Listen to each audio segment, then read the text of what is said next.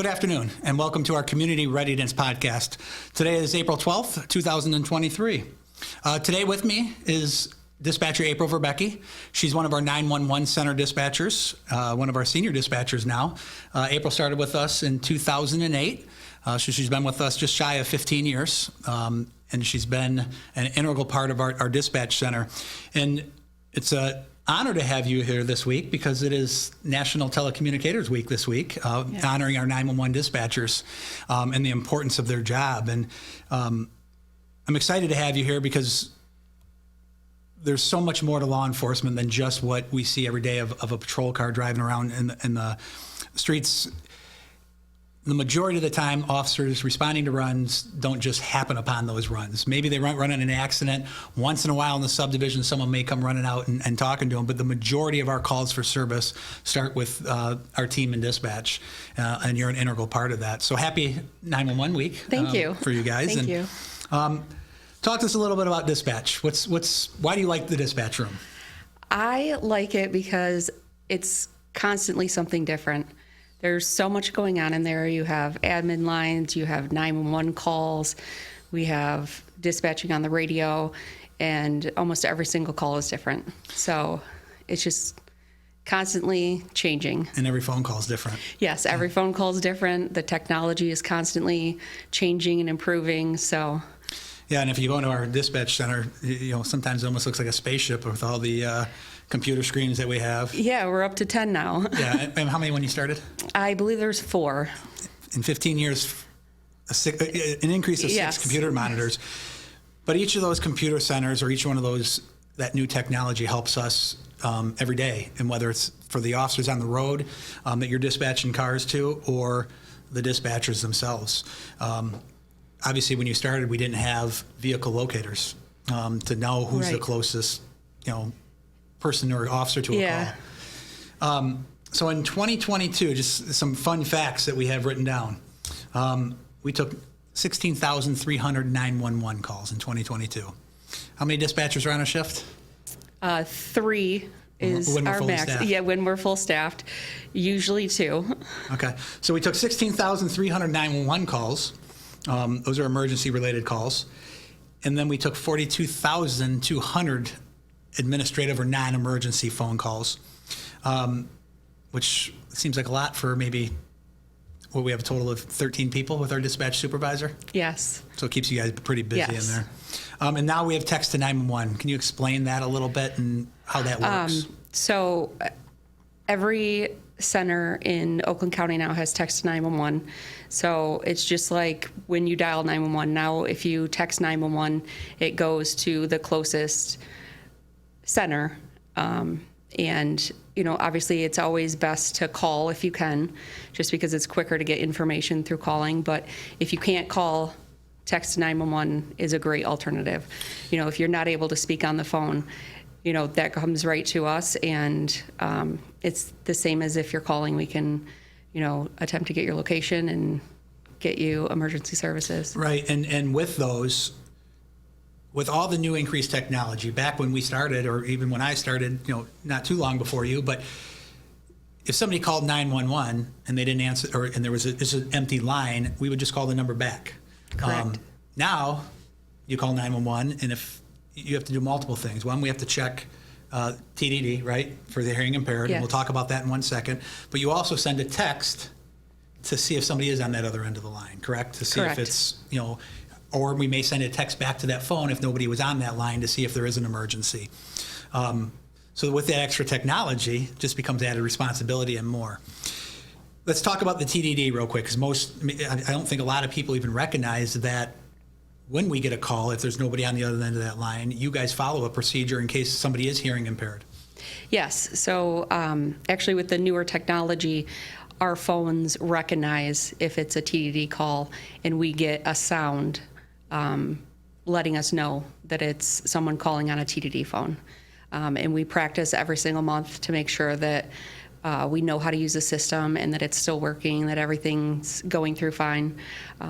So that is something that we make sure that we're up to date on every single month. Yeah. And it comes through similar to like a text where we can message back and forth.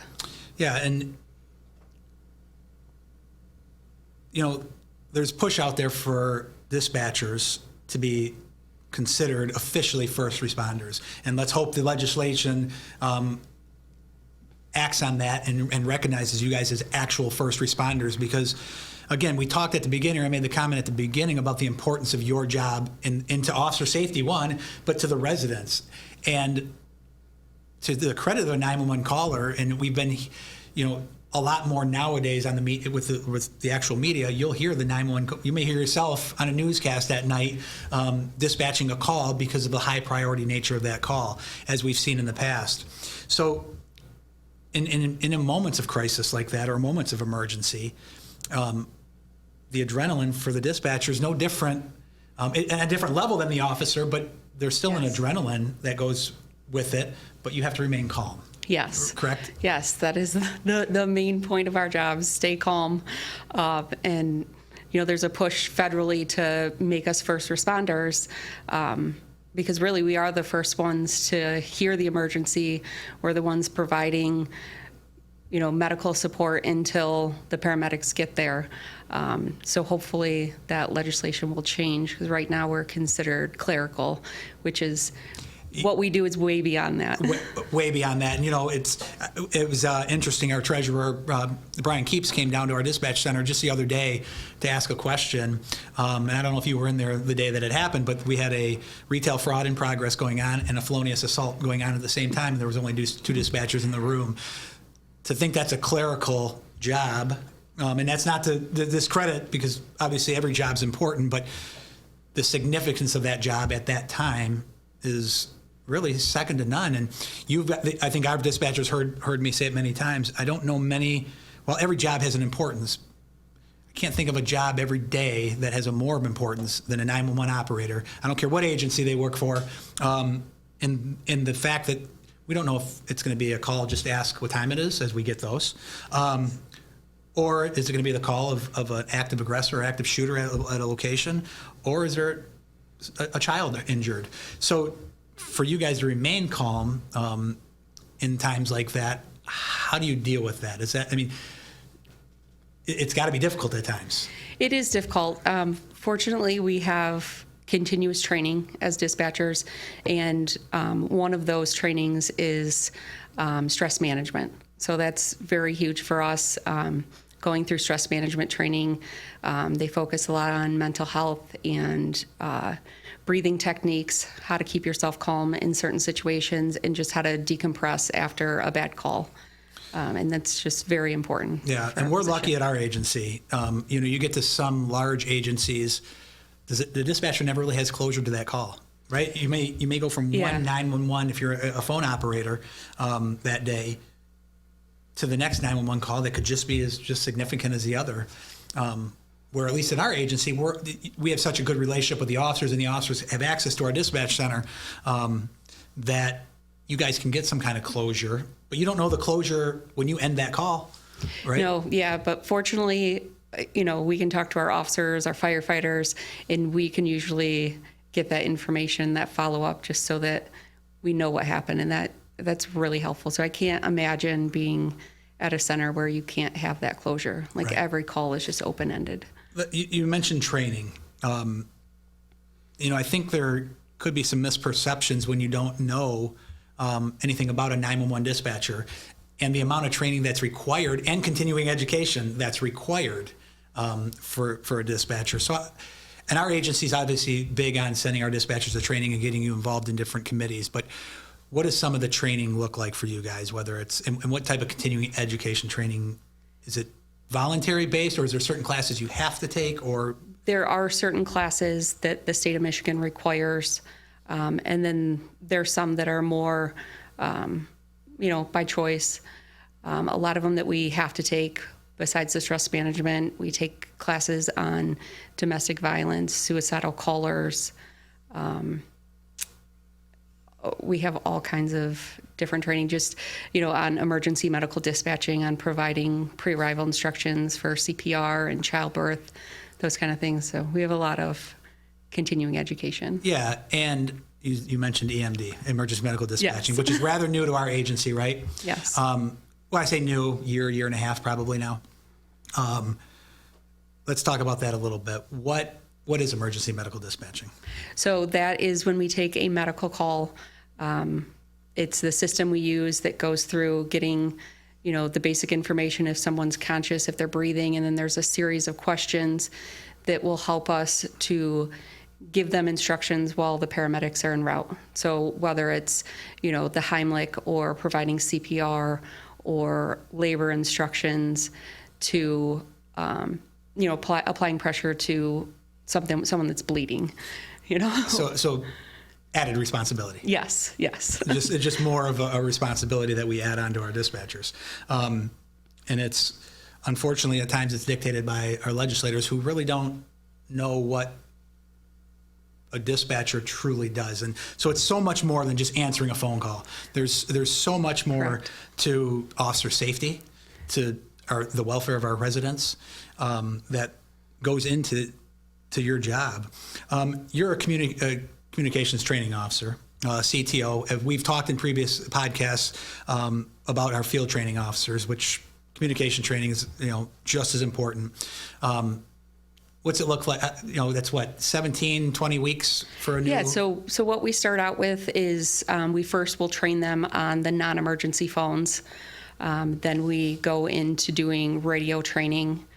From there, you go into doing 911 calls, the EMD training, and then from there you go to fire training.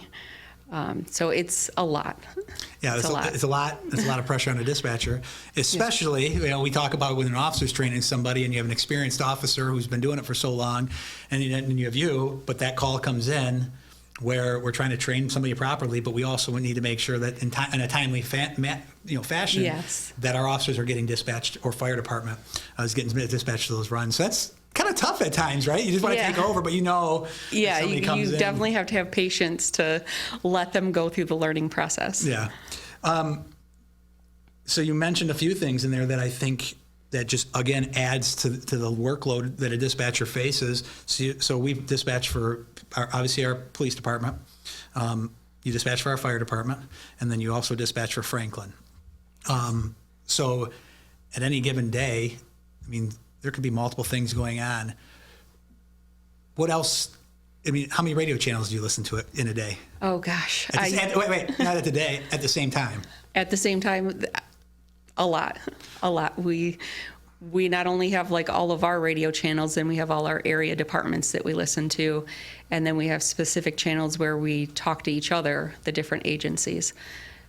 Yeah, and I think one good thing, and for our residents to know, is that in all of Oakland County, in the event there was an emergency at our dispatch center where we had to evacuate, or in the event of emergency or critical incident in another dispatch center, we could send our resources, or vice versa. They could send our resources to our center, or we could go to their center and plug in, because we use the same phones, we use the same radios, and you would be able to sit down at, if it was Troy that needed help, we could send you to Troy, and you could sit down and operate just as you do in Bloomfield Township. It's nice. So that we could, go to Troy, sign on, and dispatch our department from their station if we needed to in an emergency. Which is, I think, just another benefit to what we do.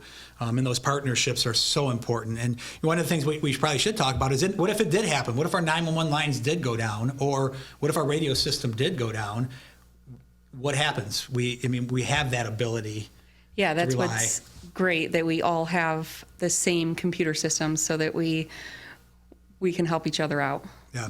And then if the other one of these agencies, again, one of our border agencies, has something going on, based on listening to all those radio channels, I know you guys get it from me. I'll call down and be like, hey, what's going on over in Auburn Hills? I hear all this stuff going on. And typically you guys know, because you're monitoring all these different radio channels at the same time.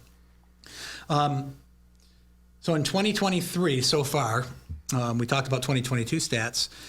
Year to date, we've taken 4,505 911 calls, just about 15,000 non-emergency calls, and 114 text messages, which now can get some text messages from alarm companies, correct? Yes. Yeah.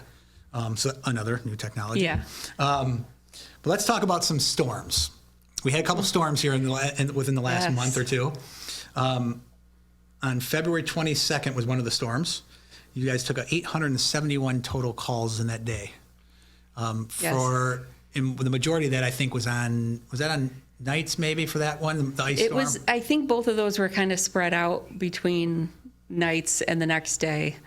And I was working nights for both of those storms, and They did seem to occur on your yes. on your shift. 871 calls, plus all the radio traffic. Yes, plus dispatching every single call, making sure everyone gets called back. It's a lot. So you mentioned everyone gets called back. When someone calls 911 and it's an abandoned call, but we still get the phone number, we call all those back Yes. to verify.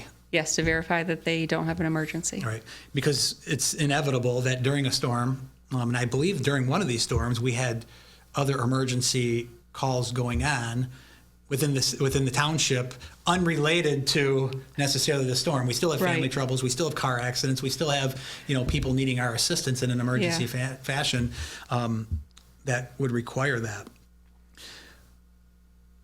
Of those 871 calls, some of those obviously are duplicate. Those aren't calls for service, right? That the officers are Right, responding those are to. actual phone calls.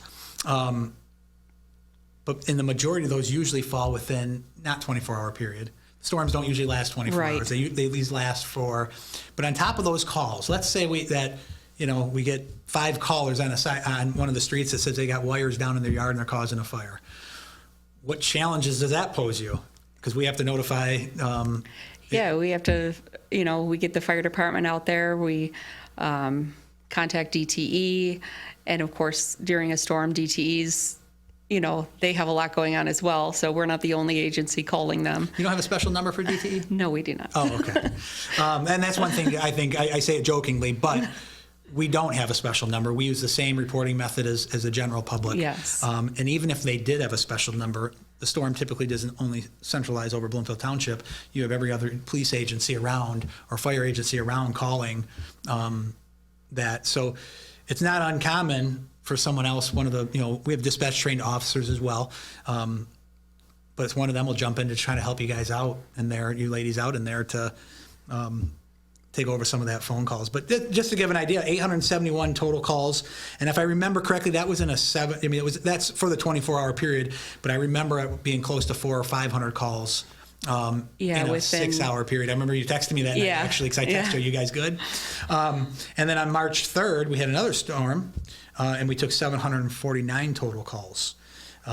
Where our non-storm average is about 400 calls, phone calls, that is, for there. But on top of that, the challenges pose in, we get a lot of phone calls that are, I don't want to say unnecessary, because when people are calling, they feel the need to call. So I don't want to, but it puts a challenge on us because they think we have this extra, or we have the magic power to turn their power back on. Yeah.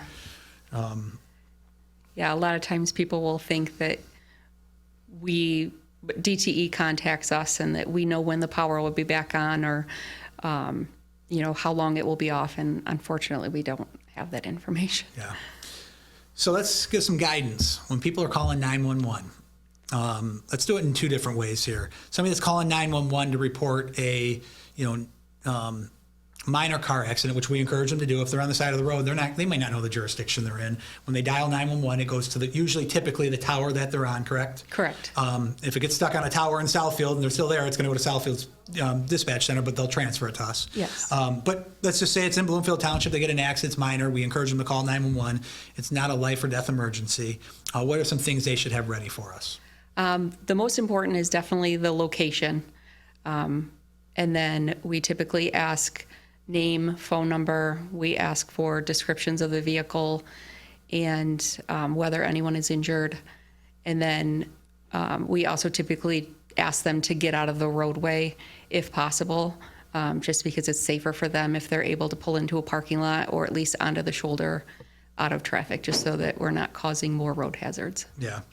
911 calls, somebody's frantic. What's the best thing they can do while they're talking to you?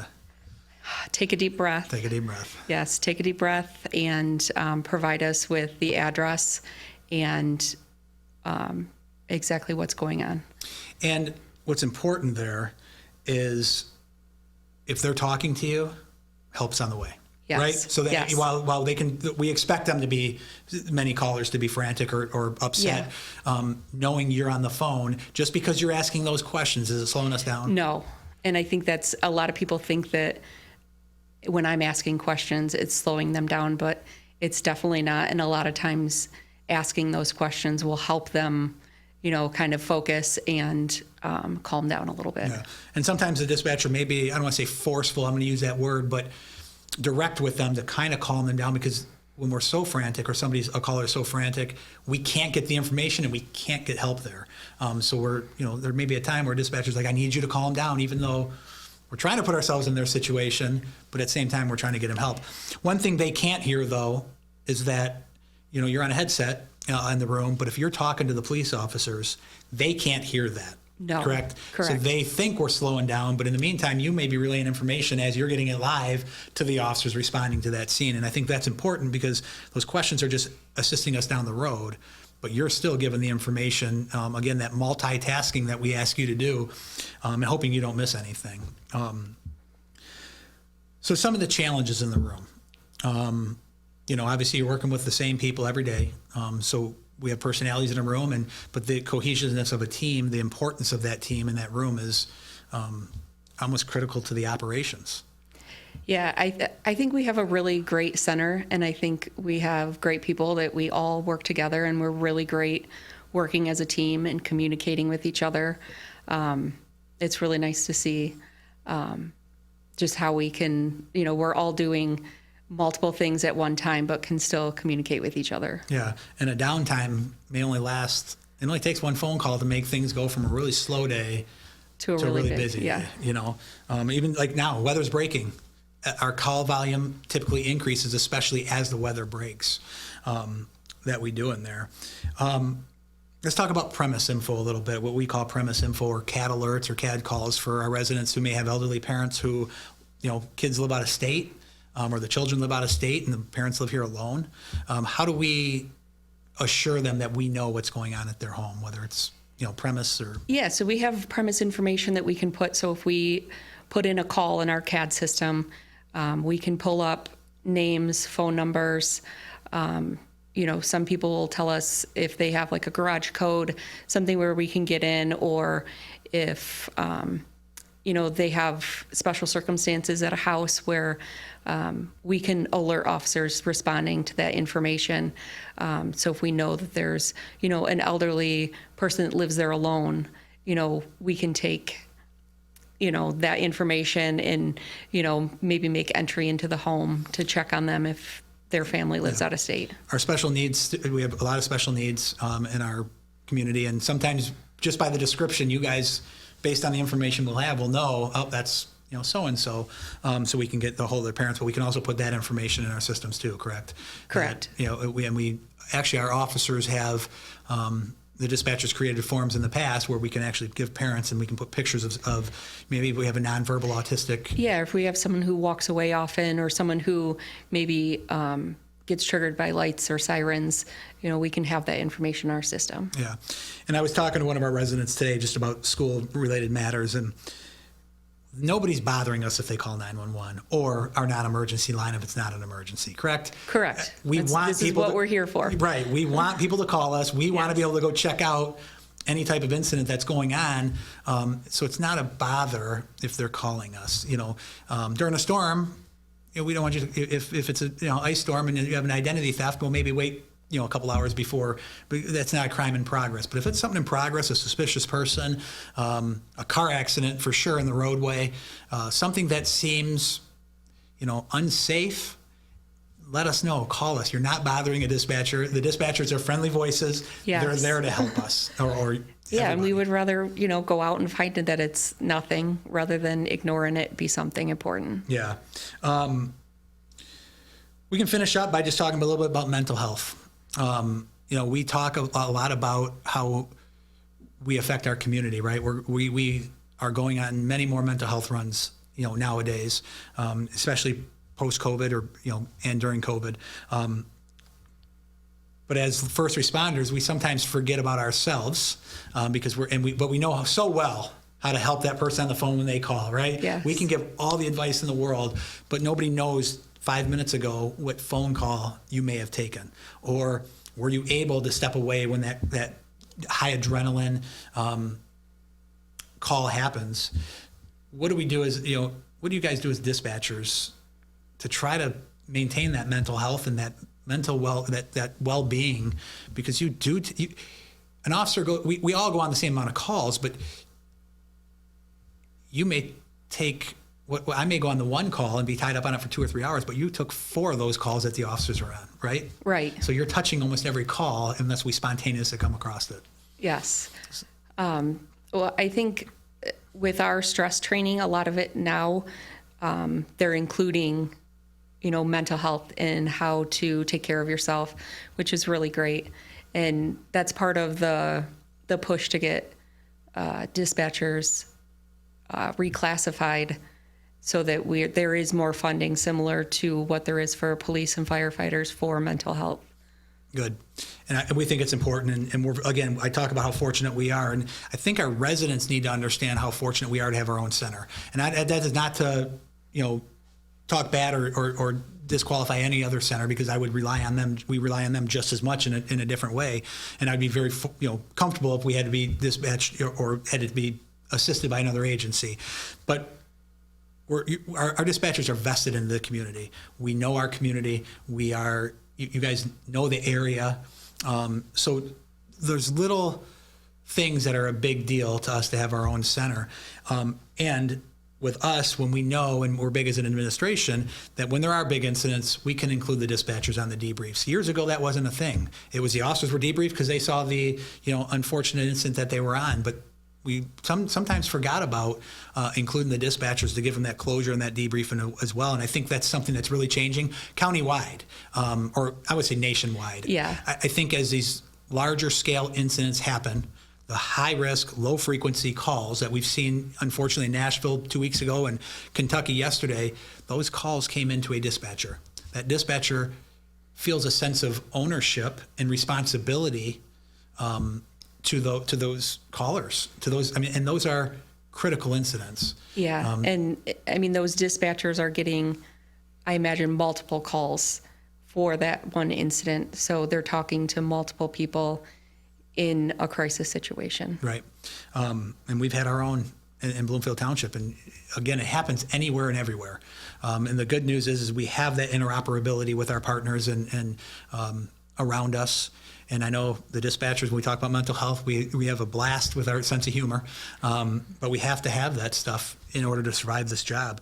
And obviously the support of our coworkers. We rely on our coworkers, our peer support teams, in order to do it. So, again, I'm very happy you were here today. It's an honor. It was so good because I said, when I asked Meg, does somebody want to come on with me? And she said, it's perfect because it's dispatcher week. Yeah. And so I think our residents need to know how important you are to our operations, and all of our dispatchers are to our operation. And hopefully, our residents at times can see what the true value is, and the ones who have called you, I guarantee you know the true value. So I thank you for being here today. Thank you so much for having me. We're going to take a break, but as we talked about in the past, we're still hiring in Bloomfield Township, and in partnership with our cable studio, we created some recruiting videos and welcome videos, and we'll go ahead and play the welcome video now. We'll be back.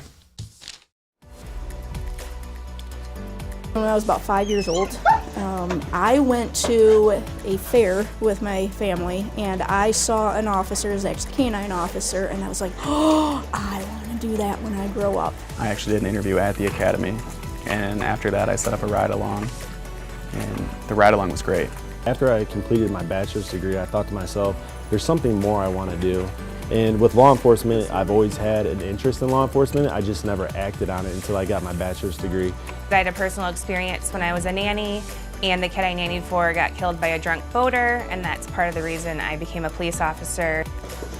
I left the Marine Corps in 2017, and I used my degree working in marketing for 4 years. I had been unhappy in the job I was previously in, and I put myself through the police academy. It's not an overly busy department. You know, we do have our handful of big crimes. You're not going to be running from major crime to major crime to major crime. Your workday is actually what you make it. So above the calls that you get dispatched, there's plenty of time to go out there and be a proactive police officer and kind of dabble a little bit in what is your specific interest in police work and seek out the crime. Well, the community itself is very supportive of our police department, and we are very fortunate to have that here. It's a good size department, but it's not so big where you get lost. As far as the camaraderie goes within the department, it's great. Roll call is probably one of the funnest times on shift. Getting to go out to these different calls and hanging with these guys or girls is a bonus. I think that's the biggest thing, is the respect and friendliness. And we have a lot of amenities here. We can work out on duty during our breaks for lunch. There's so much more. I really like working here. From the time of my ride-along at the start of the application process till the final interview to the job offering, it's been nothing but a great experience. Wouldn't want to be anywhere else. It's the people here, people I work with every night. It's a great place to be, and couldn't have made a better choice. I know for me, it's an honor to work here. This is a department that I knew as soon as I heard about them, this is where I wanted to work and where I wanted to continue and hopefully work my whole career here.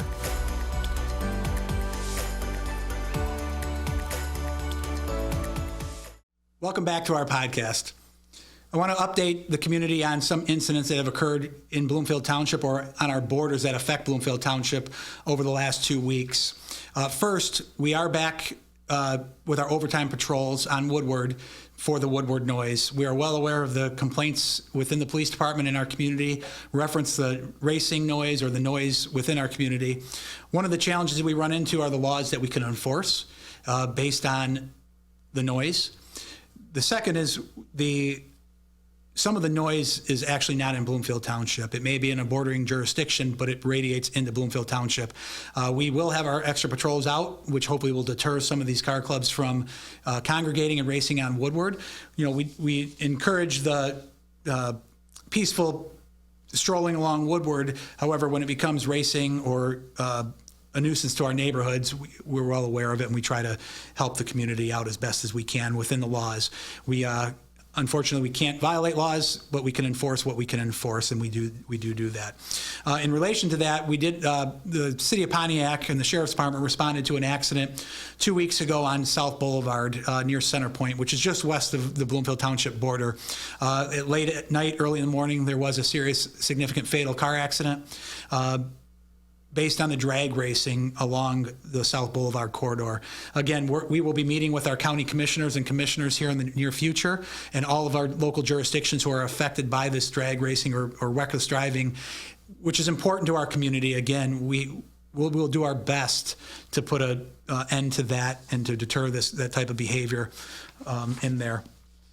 We also, on this past Saturday, I believe it was on the 8th, Bloomfield Township assisted the Auburn Hills Police Department, along with 14 other agencies that responded to the Great Lakes Crossing Mall on a report of an active shooter. I just wanted to give it an update. I'm sure we had residents there at the time, and it goes back to some of our other podcasts when we talk about our partnerships with the other jurisdictions. Auburn Hills did request assistance due to that incident. There was no active shooter at the mall. There was some miscommunication amongst, while there was a fight in the mall, it had nothing to do with gunshots, and Auburn Hills responded appropriately by somebody yelling through the mall that there were shots fired. All of Oakland County responded, just about every agency that was available, and supplied manpower. The entire mall was cleared.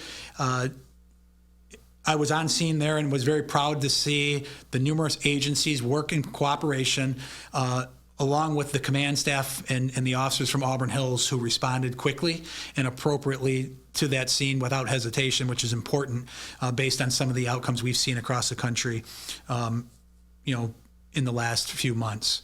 Our police departments stand ready for these high-risk, low-frequency incidents, and we train for these incidents, and hopefully we never experience them, but we train as if when it will happen, not if it will happen.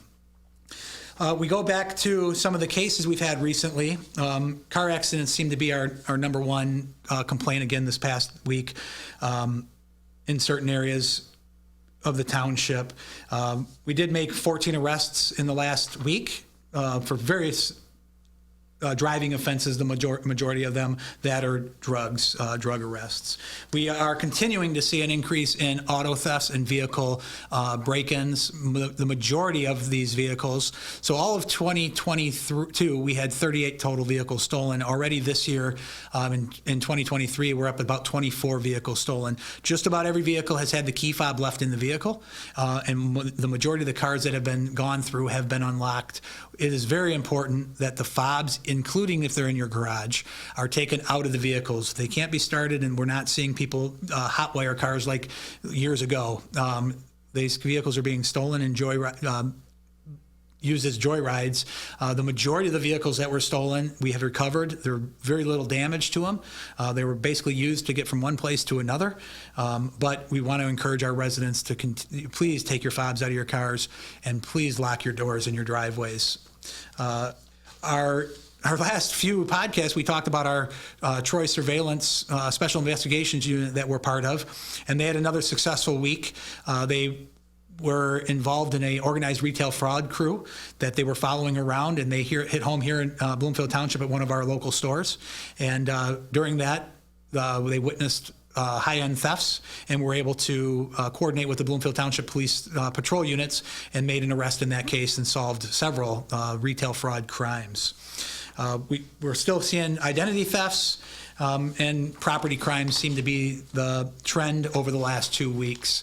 So again, we just encourage our residents to see, if they see something, say something. It is never a bother to give us a call. We are here for you and to serve our residents. And again, I want to give a shout out to our dispatchers on 911 Telecommunicators Week. Their job is vital to the police department and the operations, and to our residents' safety. So with that, we'll end our podcast for today, and we'll see you in 2 weeks.